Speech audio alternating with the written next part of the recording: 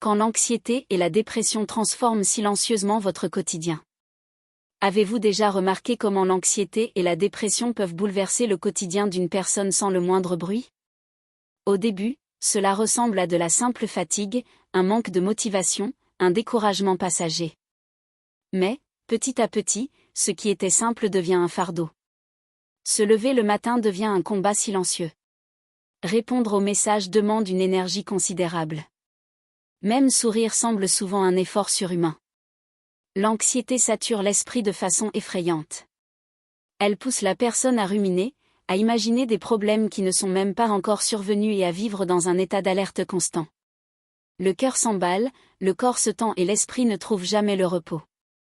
Même dans le silence, une guerre fait rage en elle. La dépression, quant à elle, s'installe généralement en dépouillant lentement la vie de ses couleurs. Ce qui autrefois apportait du bonheur perd son sens. Les rêves semblent lointains. La motivation disparaît sans prévenir. Le pire, c'est que beaucoup continuent de fonctionner en pilote automatique, tout en s'effondrant intérieurement sans que personne ne s'en aperçoive.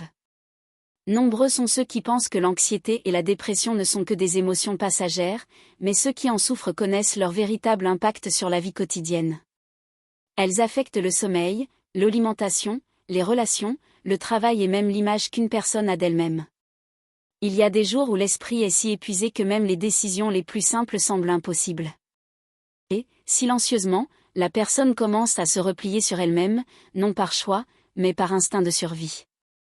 Le plus dangereux, c'est que les signes ne sont pas toujours visibles. Nombreux sont ceux qui sourient en public tout en luttant intérieurement contre de profondes pensées. C'est pourquoi, moins juger et plus écouter, peut faire toute la différence. Mais il est important de se rappeler une chose, l'anxiété et la dépression ne définissent pas qui vous êtes. Ce sont des troubles émotionnels qui nécessitent attention, soutien et réconfort. Demander de l'aide n'est pas un signe de faiblesse. Parler de ce que l'on ressent n'a rien de honteux. Demander de l'aide est un acte de courage. La guérison émotionnelle ne se fait pas du jour au lendemain, mais chaque petit pas compte.